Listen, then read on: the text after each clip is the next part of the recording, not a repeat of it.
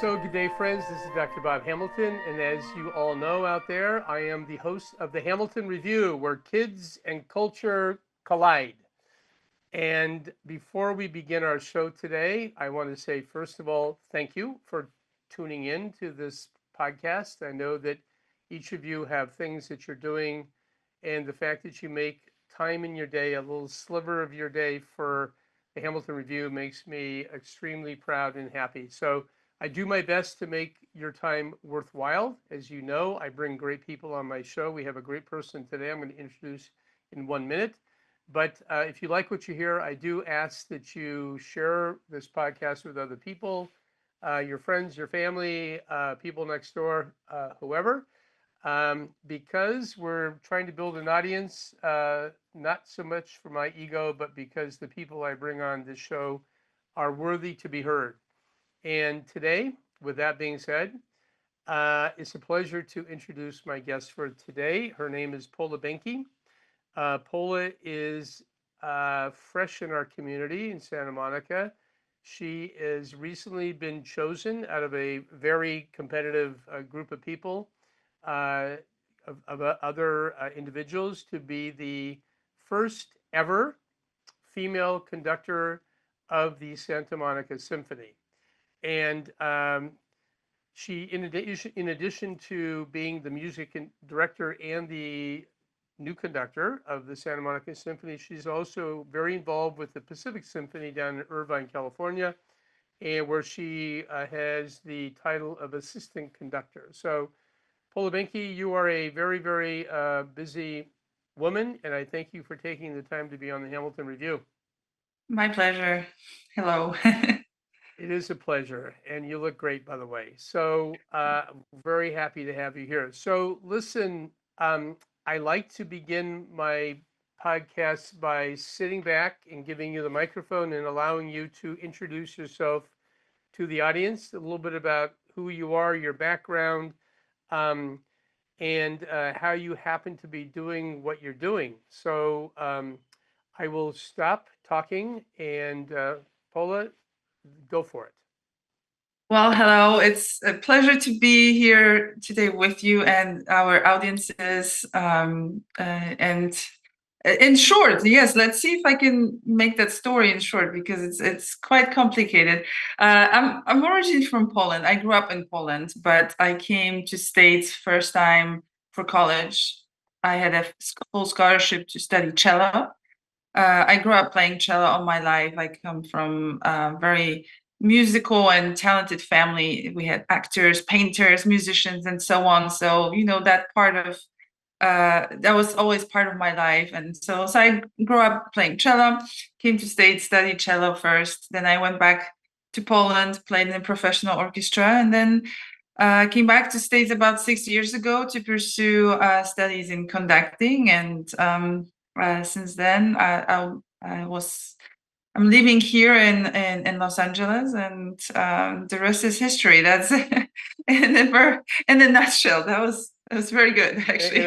In a very short nutshell. So let me back up a little bit, because you told me on the telephone, we had a pre-call, everyone, yesterday, and we talked about what we're going to talk about today.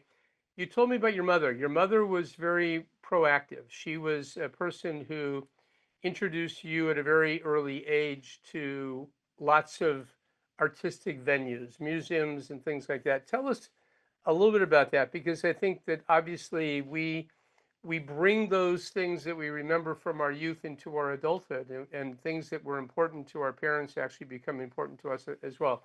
So share a couple of thoughts about that, because I thought that was very sweet what your mother did. That's right. Yes. So I remember growing up going a lot to museums with my mom and um, classical concerts to see orchestras play.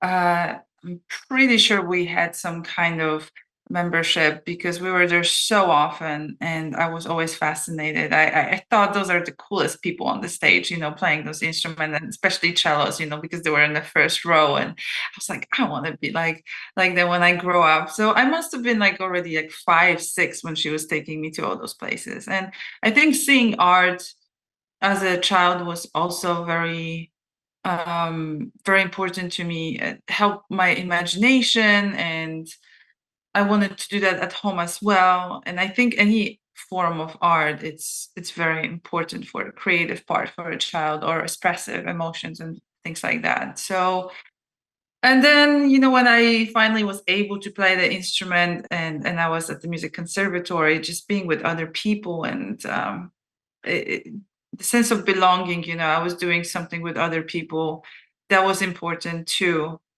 So I didn't necessarily like going to school, but I loved being with other people.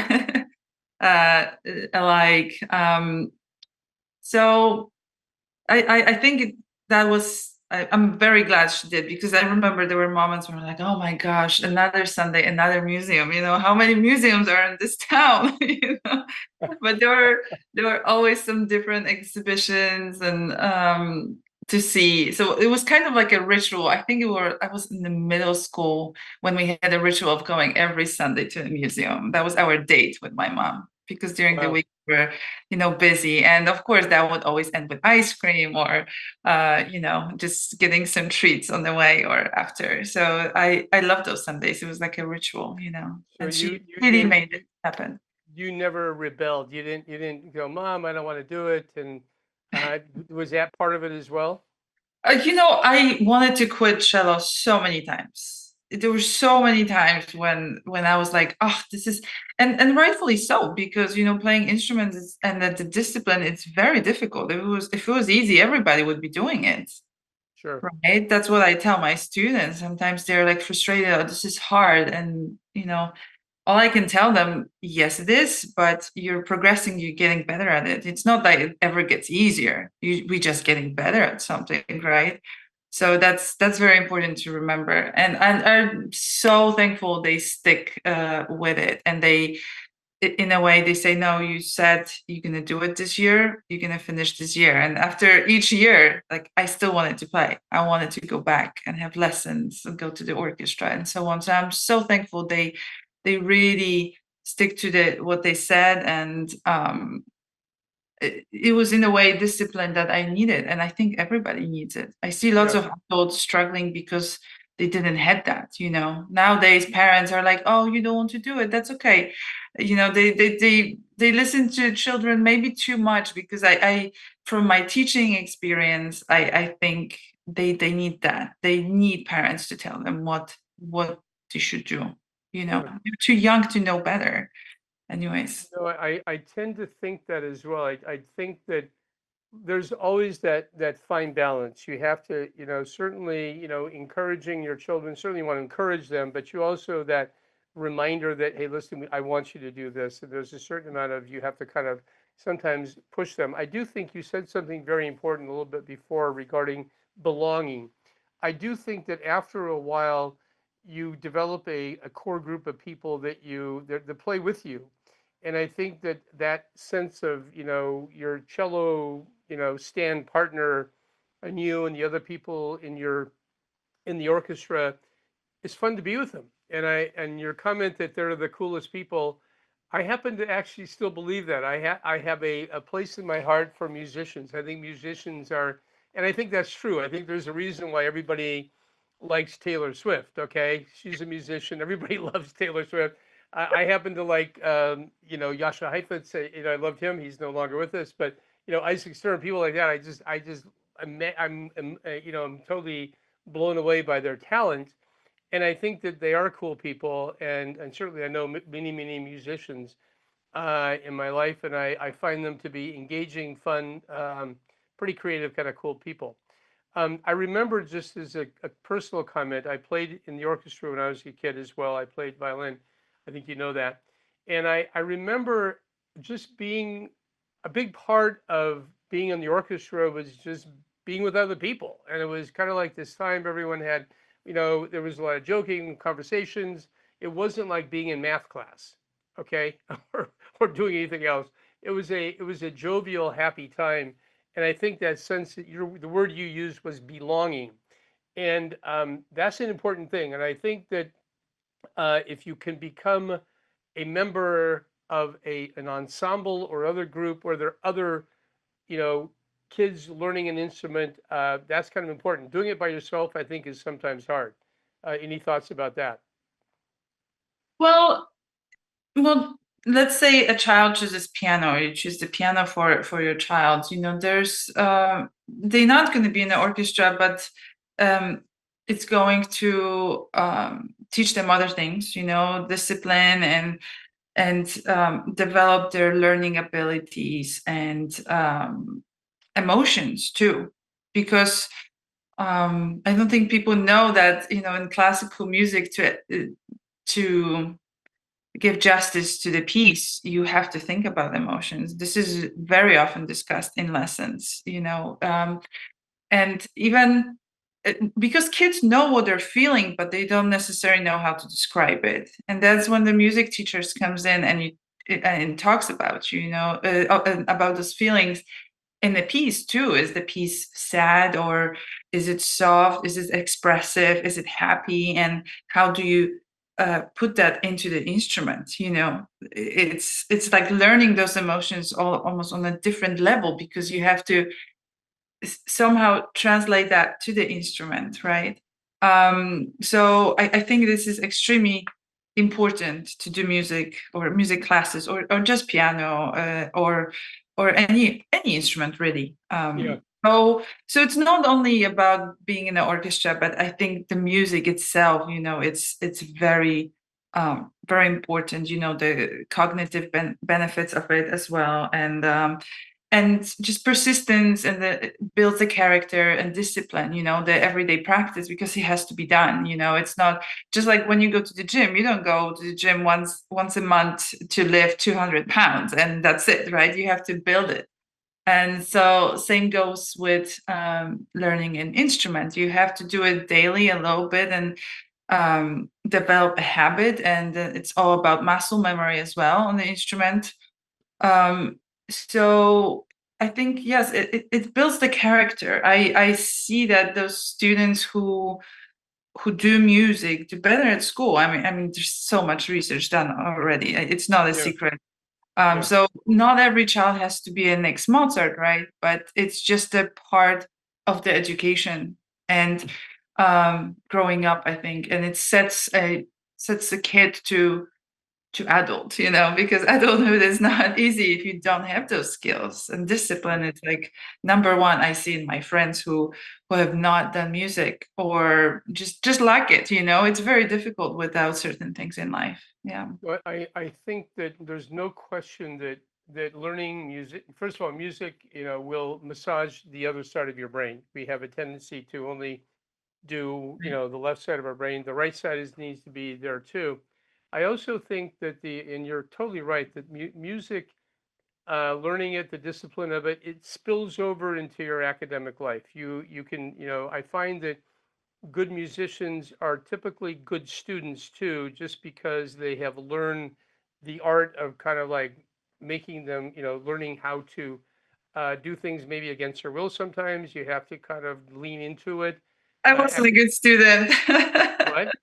I wasn't a good student, You weren't a actually. good student? Okay, well, because you focus too much on the cello. Uh, but anyway, I do find that it does help you in other areas of your life. Absolutely, 100%, Yeah. and definitely you know that. So I'm curious. You mentioned the mood, the tone, the passion. Is that why you were drawn to classical music? Because you're a conductor of classical music, That's right. or just Right. orchestral music, I would say maybe. What was that kind of drew? I mean, obviously you're playing the cello. Cellos typically play more classical music, although you can play any music on a cello, of course. But what was it that kind of drew you into the classical world? It's really hard to answer, because just going to those concerts with my mom at the early age and getting used to the sound and being familiar with it, I think just it really normalized it for me.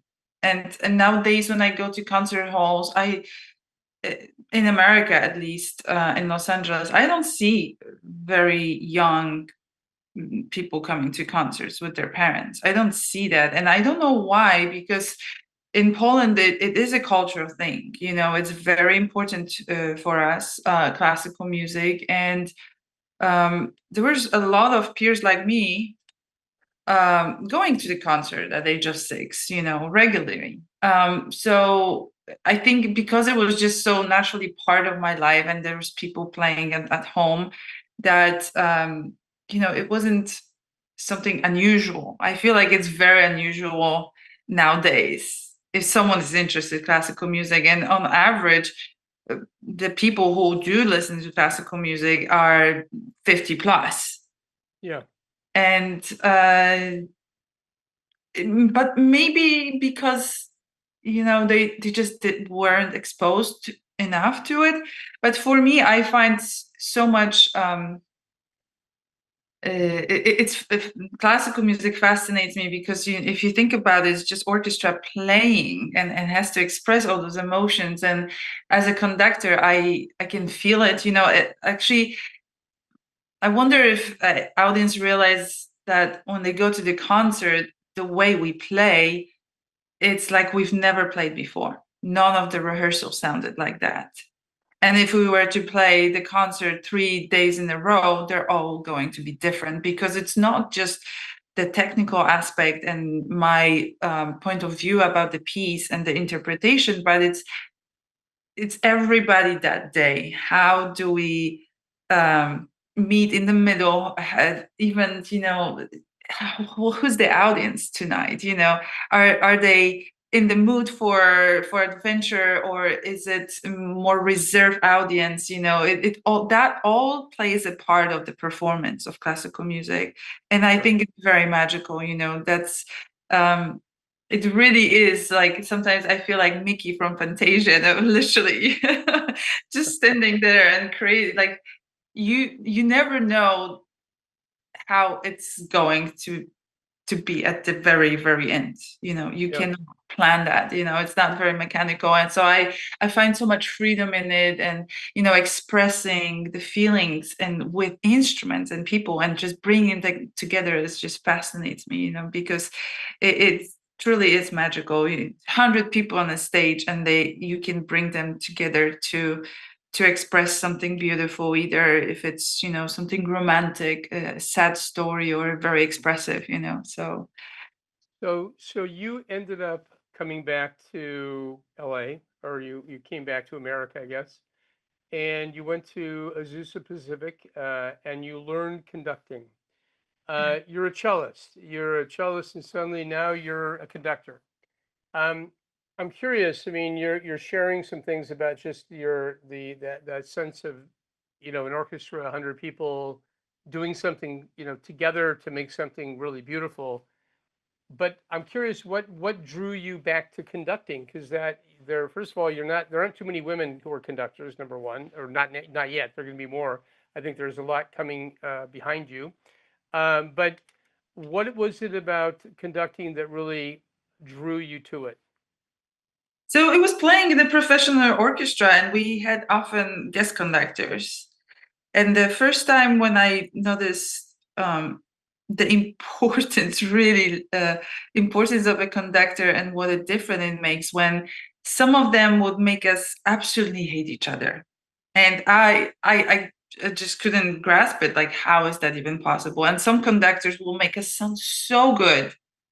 Um, so I started to become interested in it, and I thought, wow, this is very interesting, the dynamics of people, and that starts with the leader. And I think we could translate it with many things in life, right? Sure. The company can run smoothly if they have a good leader. um, so and it was a time in my life when I felt like I want to do more studies and do something on top of my playing. So that was a decision when I made the move back to States. I had a scholarship for that program, and which is fantastic, a conducting program at the Pacific University. And it was more like a test. Let's see where it goes. If I could do it. I promised myself I would not pursue it as a career unless I'm as good as on the cello. And I think I'm a better conductor than a cellist, actually. I was never a soloist, like I'm good, but you wouldn't see me playing solo with the orchestra and so on. I always felt like there is a limit for me in that, which is fine. I mean, I've done many great things. I've recorded, played solo as well, but not on the big scale.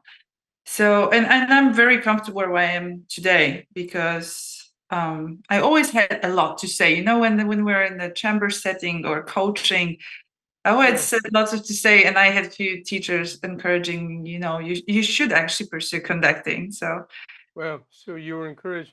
So I've always played when I played in the orchestra. I played in the orchestra. But when you're in front of all those people, what is it like to like that? You're getting the noise, you're getting the music first, okay? Because you're right in front of everybody, and to draw that out of people, it must be exhilarating to like a Beethoven symphony to actually be the one conducting it and have those sounds coming at you. What does that feel like? I'm curious from in your words. I think the only thing I think about when I conduct either rehearsal or the concert is like how I can help those gifted musicians to do their best. That's my goal. That's what I'm thinking. How I can bring them together, how I can balance what they have to say, what my vision is, and what makes them sound the best. So it's Yeah, just basically that wish. And so I'm listening carefully what's happening, and you kind of mold as you go. It's kind of like you have clay, and you kind of have to redirect it on a wheel as it's spinning, because it's already in movement. We're already playing. So how do you navigate? And you have to pay attention to everything. But yes, the goal is to make them sound the best they can and complement instead of just forcing my ideas. You cannot. I think it's very important for conductors to leave the room for the orchestra, for the musicians to bring to the table too. That's how I see it, at least. And yeah, I know it's quite different from 60 years ago conductors who were almost despotic in a way. They were the boss. And so my approach is maybe a little holistic, you would say, but I, I don't think there's need for doing it any different way.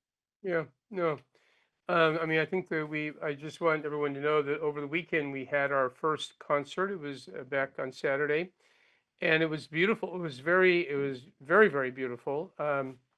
Some interesting music. We played a new piece by a young kid, and also a couple pieces by Leonard Bernstein, also Aaron Copland, and a very rousing danzón by a guy named Arturo Marquez, which was really that was wild.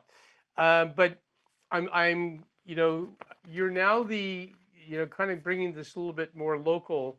You're now the music director. You're now the conductor of the Santa Monica Symphony. That entails a lot of responsibility and also leadership and guidance.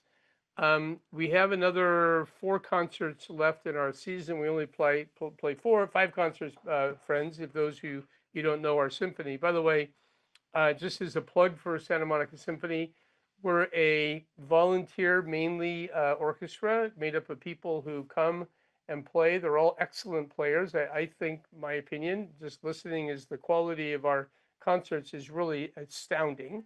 Um, and we are a big aspect of our symphony is free. We don't charge money to come to these concerts, which is hard to find concerts that are free. I mean, Pola, do you know of any other venues like this where the concerts are totally free? Not that I know of. No, Yeah, not in yeah, Los nor do I. I mean, maybe a high school symphony or Right, right. something like Sure, that. But sure. at this level, because we're playing at a very high level, to have these free to the public is really outstanding, and I love that about our symphony. Um, I really do, and I also love the fact that we do welcome children. You saw a lot of you. I hope you saw some of my grandchildren there over. Yeah. Some were making noise. I apologize. Oh, that's okay. No, they need to go. Okay. They need to go. So on Saturday night, it was fun, and I love the fact that, our younger kids, and I tell my patients, folks who come to my practice, I say, come to the concert, bring your kids, it's free, and some of them actually do that. But I also love that aspect about our symphony as well. That being said, your vision for Santa Monica Symphony, what are you, where are we going with this symphony? What is your vision? In terms of direction you want to take this orchestra? Right. Well, the main goal is to serve the community of Santa Monica and then the greater Los Angeles area. Um, so what that means, it's of course we're providing free concerts, but what the amount of concerts we have, it's not as many as let's say the Los Angeles Philharmonic is playing every weekend. We cannot do it just yet, just yet, I'm saying, because, there's always room for growth. And I wish the orchestra the best. So we'll see what future holds. But, I think I always think of concerts and what pieces we were going to play, which programming.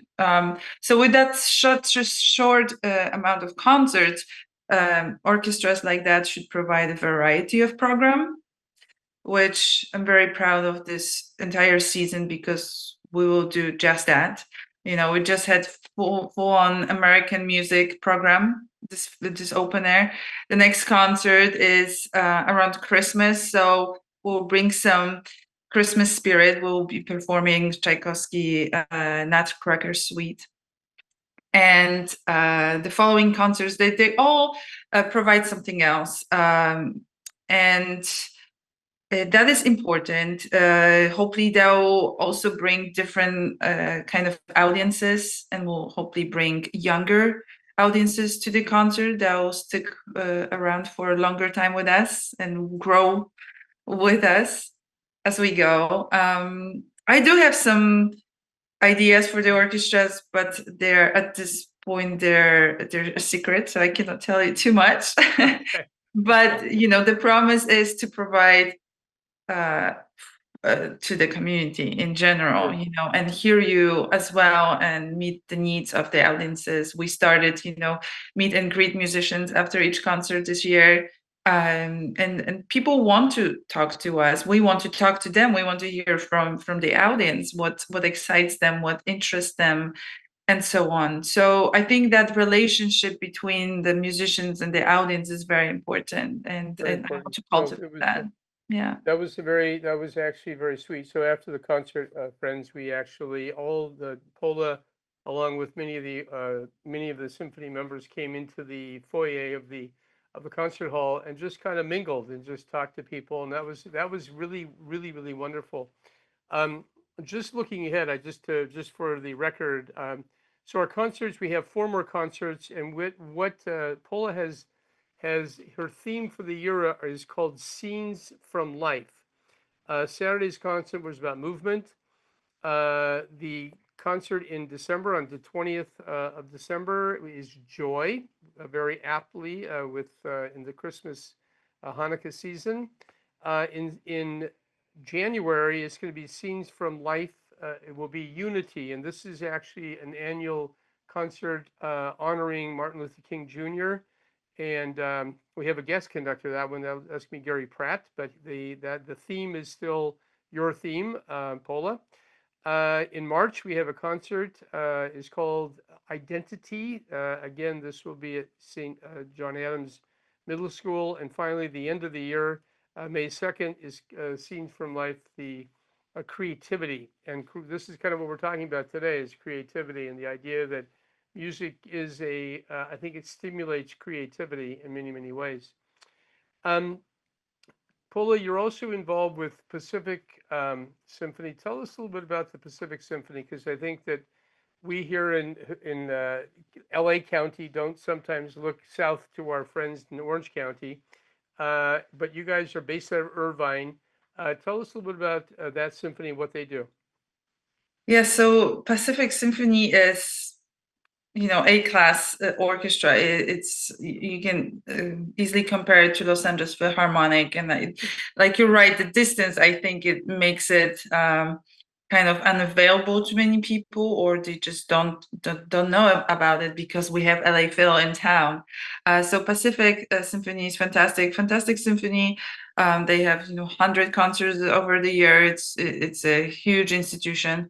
One of my roles is there to assist Pacific Symphony in concerts, the conductors, and cover for conductors as well. What it means is if a guest conductor gets sick or his playing gets delayed or something, I have to jump into his role and so on. And I also am a music director for their youth symphony, which is extraordinary group of high school musicians. So yeah, that's pretty much fills up my time. All those three orchestras, and it's fantastic. I mean, this is first year for me because I won both those jobs in early spring last year in the summer. So it was a big shift for me, and I don't teach as much anymore, and I don't play cello as much.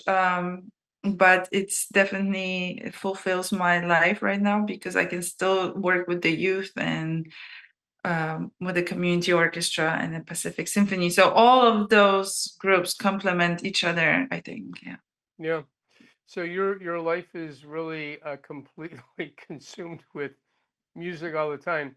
Yeah. You mentioned to me yesterday that we were talking about classical music, and you told me something which I found funny, that one of your favorite types of music is actually classical rock. Yes. And I go, no, I wasn't expecting you to say that. Really. I was thinking like something more like, somebody else. Okay. But anyway, so classical rock, I think maybe we can end here with tell us a handful of your favorite rock stars from classical era. Led Zeppelin is my number one. I remember hearing their album Coda, which is the weirdest album. Probably not many people know about it. So that was the first album before I even heard Stairways to Heaven was Coda, and I thought, wow, it made the same effect as hearing Stravinsky for the first time to me. They changed my life about music. I was like, oh, this is so cool. So I have that album. I have LPs. Actually, I have LP players. So of course, I have that album. And so Led Zeppelin, it's my number one. But I also love John Denver. John Yes. Denver is my thing, and I didn't know about him I recently discovered him a couple of years ago when I came to States the second time.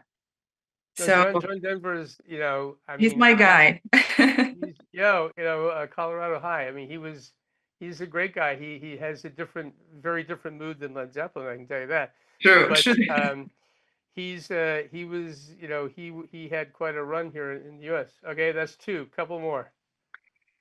Well, it's not only classical music, really, because there's nights when I'm driving home from work, and because I'm European, my European friends will understand. Sometimes when I'm, so tired and falling asleep, I would just put on some European techno just to stay awake. And I know many people would judge me upon that, but it's just, in my blood. Like in Poland, techno was a big thing when I was growing up. And so I don't discriminate. I just don't listen to pop music much. I just don't find it. The artists nowadays are not the musicians they were 50 years ago, and they're not whole complete. Like Led Zeppelin wrote the music, they recorded it themselves, their first album. They're complete musicians. They actually play the instrument, they wrote the lyrics. Yeah. And nowadays I'm having hard time to relate to pop music because the lyrics are just, very poor in my taste. The melodies, it's just something like very banal that any average musician could Yeah. write, so it just doesn't fascinate me as much. And I understand everyone is fascinated with Taylor Swift and things like that, but she actually writes her music, so I respect that. She writes and she plays, and she does. I think her lyrics are amazing. I have to say, I listen to her lyrics, and I think they're actually quite creative. I really do. Right. So I actually do like Taylor Swift. What about people like Emerson, Lake and Palmer? Did you ever hear them? Oh, I have no Emerson, idea who that is. okay, the guy on the organ plays amazing organ. He was clearly classically trained. I don't know who he was, but pretty amazing guy. So yeah, I tend to like a lot of classic rock. I actually don't have a lot of time to listen. I have this job over here in Santa Monica that keeps me pretty busy. So I'm usually the music Maybe that that's the way to introduce classic rock to little kids, just play some Led Zeppelin in the office. in my office. I got enough, I got enough noise and chaos in my office. I'm not sure Led Zeppelin would go over too well. But so my music is screaming babies in my ear. That's kind of what I kind of live on. I think that Well, would listen. complement Led Zeppelin. Well, I'll have to. I'm gonna listen to Coda. I'll go home and listen to it. Well, listen, uh, Pola, you have been a delight to have on my show. Thank you for taking the time out of your busy schedule. I feel almost guilty taking all this time, knowing what you're doing. You got so many orchestras you're juggling and everything you're doing. So I appreciate the fact that you took a little time out of your day to come on my podcast. My pleasure. I hope I inspired someone out there. Well, I'll tell you what, you inspired me. Okay, we'll start with that. I've been That's inspired. great. Hopefully, some of the people out there listening will be equally inspired. I do encourage people. One last question, because this is my subtitle is "Where Kids and Culture Collide." When do you recommend the kids start actually playing an instrument? And we talked about this. Your thoughts? Um, it is very personal, I think. You cannot put one age for everyone because it Yep. depends on the child's character. But I think there is some children who can start as early as 3 or 5, but that's very early, and we're running into a risk of them just not being interested or finding it too hard. So it requires a very special teacher to teach at that such young age. 8, I think it's a very fair age on average. That's Yeah. when I see children being emotionally ready and able to stick, but the discipline at home has to be there. So if to start off on the instrument, it requires lots of attention from a parent too. um, Otherwise it's waste of money and time, and then the child will want to give up. And so it's very important that the parent really sticks. Like if you're signing up this year for cello, guitar, stick for 1 year. Like please do that. Don't let Yeah. them quit. They will want to quit. Most of kids will want to, because like I said before, it's very difficult to play an instrument. If it wasn't, everybody would be doing it, right? So probably 6 to 8 is the average, but I think every parent needs to really determine how they are and every day, if they are mature Sure. enough for Yep. it. Yeah. Okay. Well, listen, dear. Thank you. Everyone heard that about 6 to 8. I started my violin at 10. Pola started playing cello at 8. I think that's about the time. I think in terms of taking them out to concerts, you can do it when they're young. There's no problem there. Right. As soon as they're able to not scream, and maybe they don't make it through the entire concert, but they leave it to halftime. That's okay. We're okay with that, right, Pola? That's right. I'm very, very good with that. All right. Well, listen, friends, I thank you all for tuning in today to the Hamilton Review. I appreciate your time. Thank you, Pola, again for being on my show. Appreciate it. Thank you. My pleasure. Have a good day. And everyone out there listening, I hope you do all have a good day. And until next time, be well. Bye bye. You have been listening to the Hamilton Review, where kids and culture collide. Thank you for allowing us to be a part of your day. Tune in again next week on Apple Podcast. Rate and comment and tell a friend.